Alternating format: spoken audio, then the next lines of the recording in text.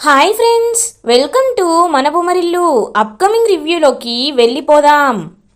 భూమి దగ్గరికి మీరా వచ్చి బ్రతిమలాడుతూ ఉంటుంది కదా. భూమి ఇంటికి రామ్మా వెళదామని ఎంతలా రిక్వెస్ట్ చేస్తున్నా భూమి మాత్రం నేను రానత్తయ్యా, నాకు గగన్ గారంటే ప్రాణం, ఆయనే నా ప్రపంచం. ఇప్పుడు నాన్నని వదిలి ఆయన దగ్గరికి వెళ్ళాలంటే కాస్త బాధగానే అనిపించినా నేను ఆయన వైపే ఉండాలనుకుంటున్నాను అత్తయ్య, నేను ఆ ఇంటికి రాలేను అని భూమి మొండికేస్తూ ఉంటుంది. ఇంకప్పుడే కరెక్ట్గా డాక్టర్ హాల్లోకి వస్తారు. అమ్మా, శరత్చంద్ర గారికి సంబంధించిన వాళ్ళు మీరే కదా అని అడుగుతారు. అవును డాక్టర్, ఇప్పుడు మా అన్నయ్యకి ఎలా ఉంది అని అడుగుతుంది మీరా. ఆయనకి చలనం కనబడుతుంది, ఒకసారి మీరు వచ్చి చూడండి అని చెప్పి ఇంకా లోపలికి తీసుకువెళ్తారు. ఒక్కసారిగా భూమి చాలా హ్యాపీగా ఫీల్ అయ్యి హాస్పిటల్లో ఇంకా శరత్చంద్ర దగ్గరికి వెళ్తుంది. శరత్చంద్ర అలా ఇంకా తన చెయ్యి కదులుతూ ఉంటుందన్నమాట. అలా ఇంకా వెంటనే శరత్చంద్రని చూసి భూమి చాలా అంటే చాలా హ్యాపీగా ఫీల్ అవుతుంది. నాన్న నాన్న నాన్న అని పాపం కన్నీళ్లు పెట్టుకుంటూ ఉంటుంది భూమి. డాక్టర్, ఇప్పుడు మా అన్నయ్యకి ఎలా ఉంది డాక్టర్, ఆయనకి ఏం ప్రమాదం లేనట్టే కదా అని అంటుంది భూమితో అని అంటుంది మీరా. డాక్టర్ మీరాతో ఆయన ప్రాణానికి ఏమీ ప్రమాదం లేదమ్మా, కాకపోతే కోమాలో నుండి బయటికి రావాలంటే ఇంకొద్ది రోజులు పడుతుంది. మేము ఇప్పుడే ఆయన డిశ్చార్జ్ చేస్తున్నాం, ఇంటికి తీసుకువెళ్ళి కంటికి రెప్పలా ఆయన్ని మీరు చూసుకోవాలి. అప్పుడే ఆయన త్వరగా కోలుకోవడానికి, త్వరగా కోమాలోండి బయటికి రావడానికి అవకాశం ఉంటుంది అని చెప్తారు. అవునా, చూసావా భూమి, విన్నావు కదా భూమి, డాక్టర్ గారు కూడా ఏం చెప్తున్నారు. నువ్వు అన్నయ్య కన్న కూతురివి కాబట్టి అన్నయ్యని బాగా చూసుకునే బాధ్యత నీకే ఉంటుంది. కాబట్టి మా కోసం కాదు, ఎవరి కోసం కాదు, అన్నయ్య కోసమైనా నువ్వు ఇంటికి రావాలమ్మా భూమి అని అడుగుతుంది మీరా. ఇంకా పాపం ఆలోచిస్తుందనమాట భూమి. ప్రస్తుతానికి నాన్నకి నా అవసరం ఉంది కాబట్టి నేను ఖచ్చితంగా వెళ్ళాలి అని చెప్పి ఇంకా పాపం బాధపడుతూనే శరత్చంద్రని తీసుకొని డిశ్చార్జ్ చేసి ఇంటికి తీసుకువెళ్తారు భూమి అండ్ మీరా. ఇది ఇలా ఉండగా గగన్కి ఎన్నిసార్లు భూమి నుండి ఫోన్ కాల్ వచ్చినా లిఫ్ట్ చేయడు కదా. ఇంకా గగన్ ఆలోచిస్తూ గగన్కి భూమి గుర్తుకు వస్తుంది. నేను తన్ని గెంటేసి తప్పు చేశానా? పాపం భూమికి ఇప్పుడు ఎవరూ లేరు. ఇప్పుడు భూమి ఎక్కడ ఉంటుంది, ఏం చేస్తుంది? నాకు తెలిసి ఇప్పుడు శరత్చంద్ర దగ్గరే ఉండుంటుంది. నేను వెళ్తాను అని చెప్పి ఇంకా గగన్ అనుకోకుండానే పరుగున ఇంకా కిందకి వస్తాడు. శారద అదంతా గమనిస్తూ ఉంటుంది. గగన్ ఇంకా స్పీడ్గా కారులో వెళ్ళిపోతాడు. అమ్మా, అన్నయ్య ఎక్కడికి వెళ్తున్నాడు అని అడుగుతుంది. ఇంకెక్కడికి, వాడి ప్రేమని వెతుక్కోవడానికి. అయినా వాడి గురించి నాకు తెలీదా? వాడికి మనసులో కొండంత ప్రేమ ఉంటుంది, కానీ బయటికి మాత్రం ఆ శరత్చంద్రపై కోపం అనేది మబ్బునే కమ్మినట్టు కమ్మేస్తుంది.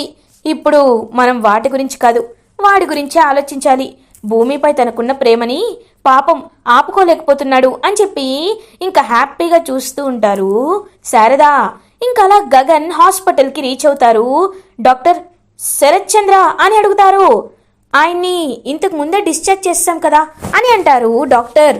ఒక్కసారిగా గగన్ షాక్ అయిపోతాడు. వాట్, డిశ్చార్జ్ చేసేశారా అని అడుగుతారు. అవును, డిశ్చార్జ్ అయ్యారు. ఆయనకి కోమాలోండి బయటికి కూడా వచ్చారు, కాకపోతే ఆయన కోలుకోవడానికి ఇంకా టైం పడుతుంది, అందుకే మేమే డిశ్చార్జ్ చేసి పంపించేశాం అని చెప్తారు doctor. Thanks for the information doctor అని చెప్పి ఇంకా పాపం ఇంటికి వెళ్ళిపోతూ ఉంటాడనమాట గగన్. అంటే భూమి ఆ శరత్చంద్ర దగ్గరికి వెళ్ళిపోయిందా? భూమి నా గురించి ఒక్కసారి కూడా ఆలోచించలేదా? గగన్, ఇకపై నువ్వు భూమి గురించి ఆలోచించకూడదు, భూమిని గుర్తు చేసుకోకూడదు. ఎప్పటికీ భూమి ఆ శరత్చంద్ర కూతురే అని గగన్ ఇంకా మనసులో అనుకుంటూ అలా ఇంకా ఇంటికి బయలుదేరుతాడు గగన్. ఇది ఇలా ఉండగా అపూర్వ, రా భూమి రా, బావ కోమాలోండి బయటికి వచ్చేలోపు నిన్ను పైకి పంపించేస్తాను అని చెప్పి ఇంకా ఎదురు చూస్తూ ఉంటే కారు ఆగుతుంది. అమ్మయ్యా, ఈ మీరా ఏదో ఒకటి చేసి భూమిని ఇంటికి తెచ్చేసి ఉంటుంది అని అలా తొంగి చూసేసరికి డిశ్చార్జ్ చేసి వీల్ చైర్పై శరత్చంద్రన్ కూడా ఇంటికి తీసుకువస్తారు. ఒక్కసారిగా శరత్చంద్రన్ చూసి షాక్ అయిపోతుంది అపూర్వ. బావా బావా ఏంటిది, బావని ఇక్కడికి ఎందుకు తీసుకొచ్చారు అని అడుగుతుంది అపూర్వ. వదినా, అన్నయ్యలో చలనం కనిపించింది వదినా, అందుకే ఇంట్లో ఉంటేనే అన్నయ్య ఇంకా త్వరగా కోలుకుంటారని డాక్టర్స్ డిశ్చార్జ్ చేశారు వదినా అని చెప్తుంది మీరా. అయ్యో బావా, కోమా నుండి వచ్చేలోపే దీన్ని చంపేద్దామనుకున్నానే, కానీ ఇప్పుడేంటి ఇలా జరిగింది? అయినా ఏం పర్లేదు, బావా కోలుకోవడానికి ఇంకొక 2-3 రోజులైనా టైం పడుతుంది, ఆ లోపు దీన్ని పైకి పంపించేస్తానని చెప్పి ఇంకా అపూర్వ అయితే, భూమి ఇన్ని రోజులు నేను నిన్ను చాలా కోప్పడ్డాను, ఎలా అయినా నిన్ను బావకి దూరం చేయాలనుకున్నాను, కానీ ఇప్పుడు నువ్వు శోభాక్క కూతురు అని తెలిసిన తర్వాత నేనెందుకు నిన్ను దగ్గర చేయకుండా ఉంటాను, నువ్వు బావ వారసురాలివి అని భూమిని హక్ చేసుకుంటుంది అపూర్వ. ఇదొక కొత్త నాటకమా అపూర్వ అని అంటుంది భూమి చెవిలో. కొత్త నాటకం కాదు, ఎప్పుడు వేసే నాటకమే, అయినా నాతో జాగ్రత్త అని చెప్పి ఇంక అపూర్వ అక్కడి నుండి వెళ్ళిపోతుంది. కృష్ణప్రసాద్ భూమి దగ్గరికి వస్తారు. భూమి, ఈ ఇంటికి ఎందుకు వచ్చావమ్మా?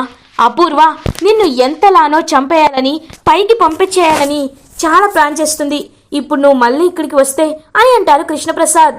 మావయ్య, అదంతా కాదు మావయ్య, ఆయన నన్ను ఇంట్లో నుండి బయటికి పంపించేశారు మావయ్య, నేను ఎంత బ్రతిమలాడుతున్నా ఆయన నా మాట వినిపించుకోలేదు మావయ్య, అందుకే నేను రానని ఎంత చెప్పినా నన్ను మీరా అత్తయ్య.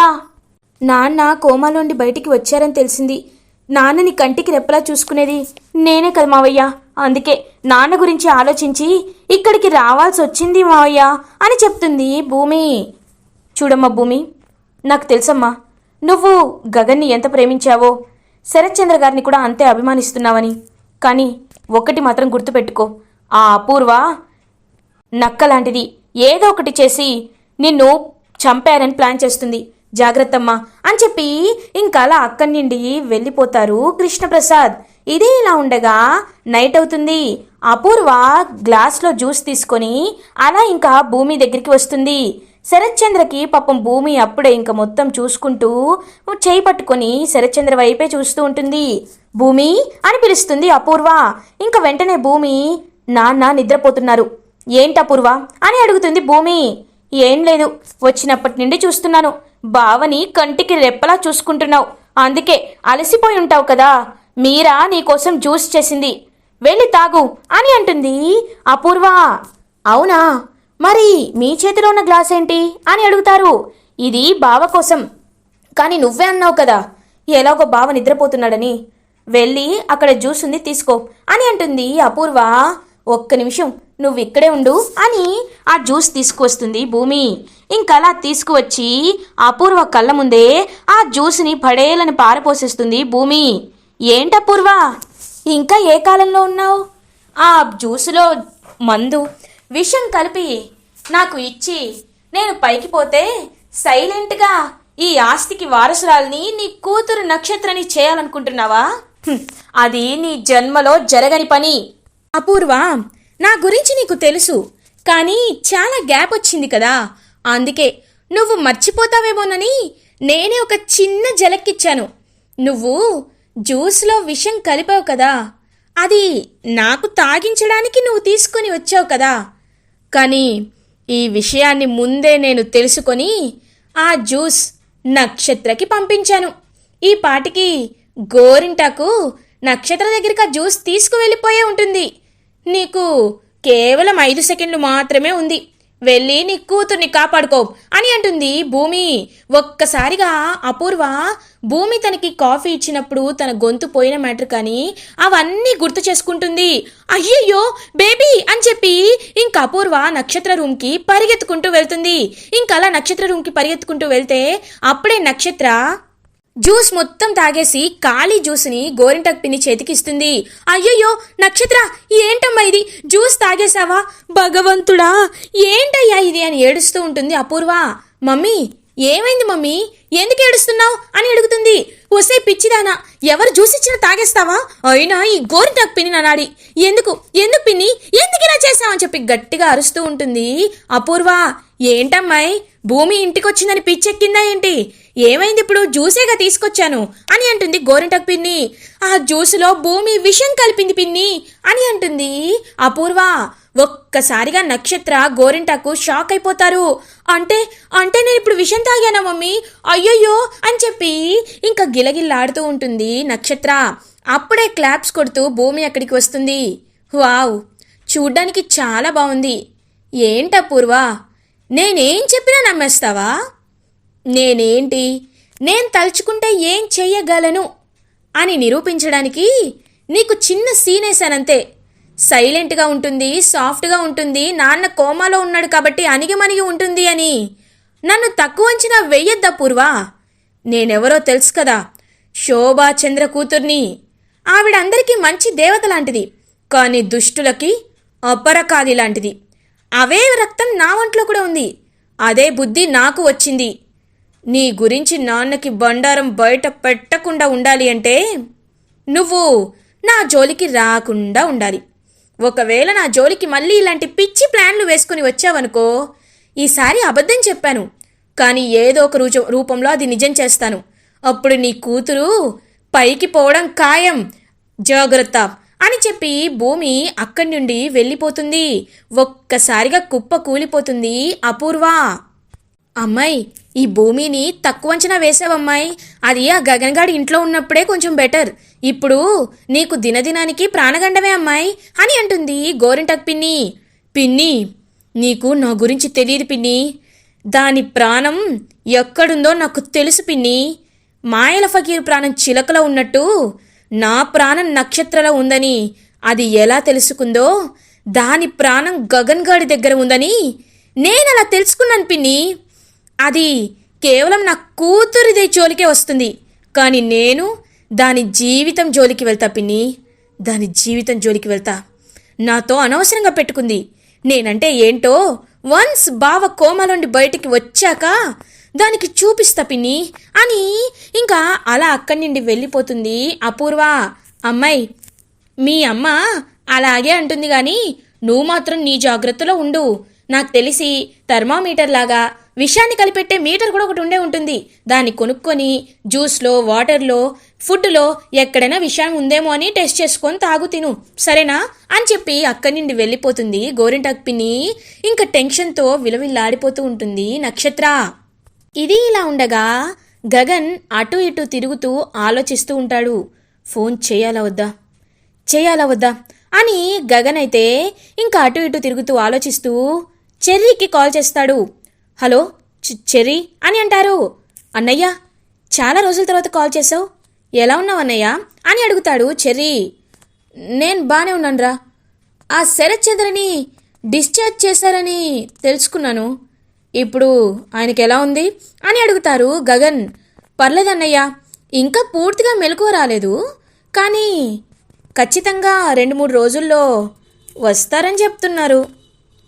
ఇక్కడ ఉంటే బాగుంటుంది అని చెప్తున్నారు. అందుకే భూమి శరత్చంద్ర మావయ్యని కంటికి రెప్పలా చూసుకుంటుందన్నయ్య అని అంటాడు చెర్రీ.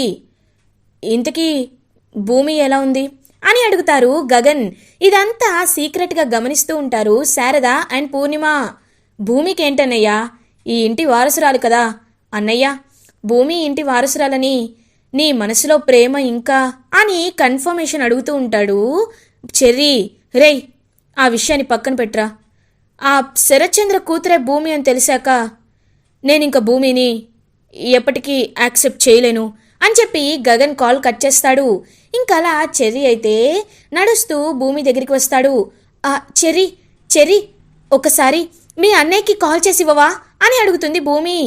ఇదేంటి భూమి, ఇంత కోఇన్సిడెన్స్ ఏంటి? ఇప్పుడే అన్నయ్య కాల్ చేసి నీ గురించి అడిగాడు, ఇప్పుడు నువ్వు అన్నయ్య గురించి అడుగుతున్నావా అని అంటాడు చెర్రీ.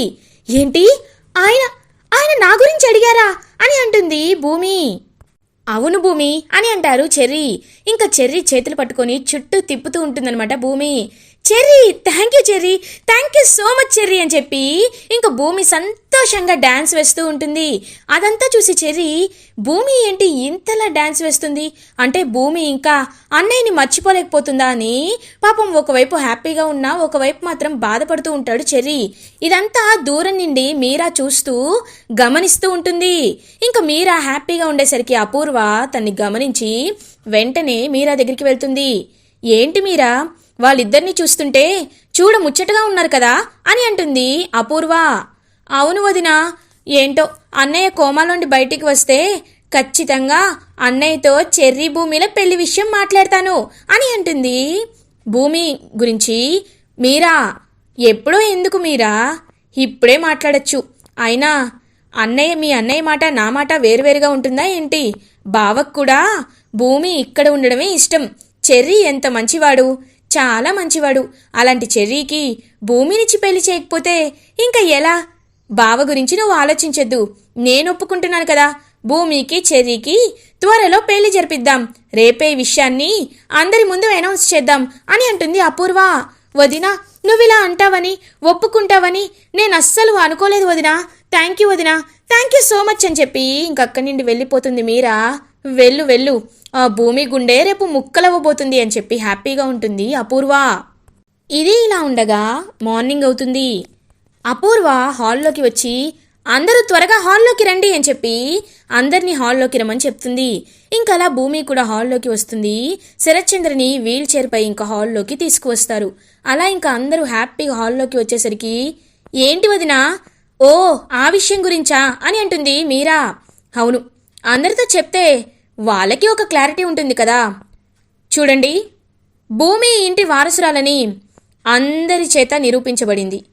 ఇప్పుడు భూమి ఇంటి వారసురాలు కాబట్టి బావకి ఉన్న ఆలోచనే నాకు ఉంటుంది. కాబట్టి బావ మాట నా మాట ఒకటే. కాబట్టి భూమికి చెర్రీకి పెళ్లి చెయ్యాలని మేము నిశ్చయించాము అని అంటుంది అపూర్వ.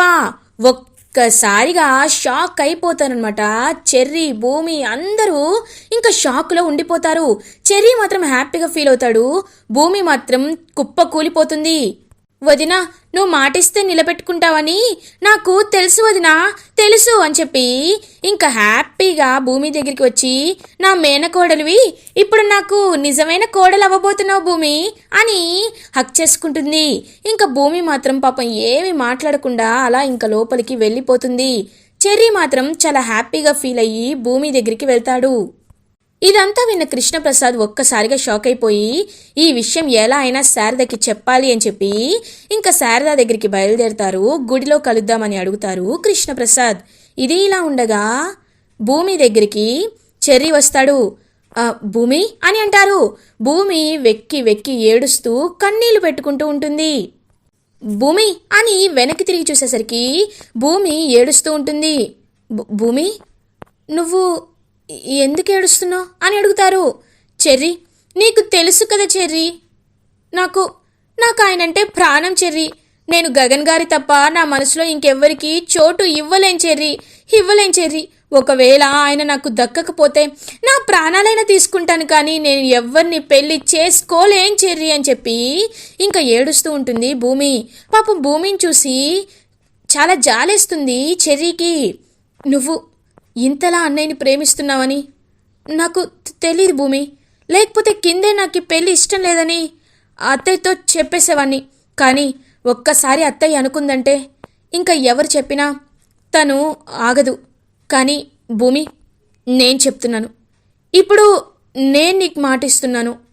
నువ్వు అన్నయ్యని నిజంగా కోరుకుంటే, అన్నయ్య నిజంగా నిన్ను కోరుకుంటే, మీరిద్దరూ సంతోషంగా ఉండాలి అంటే నా ప్రేమని నేను త్యాగం చేయడానికి రెడీగా ఉన్నాను.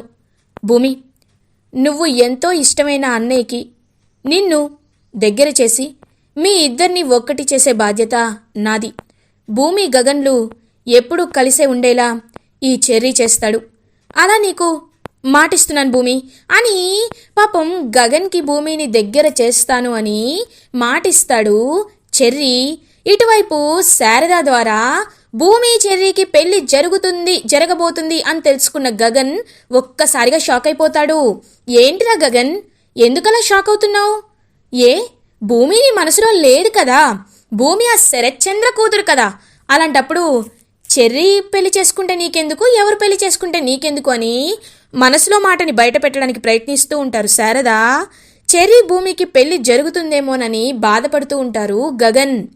ఇలా ఎపిసోడ్ ఎండ్ అవుతుంది. ఫర్దర్ ఎపిసోడ్ రివ్యూస్ ముందుగా మీకు కావాలి అనుకుంటే మా ఛానల్ని సబ్స్క్రైబ్ చేసుకోండి. Thanks for watching.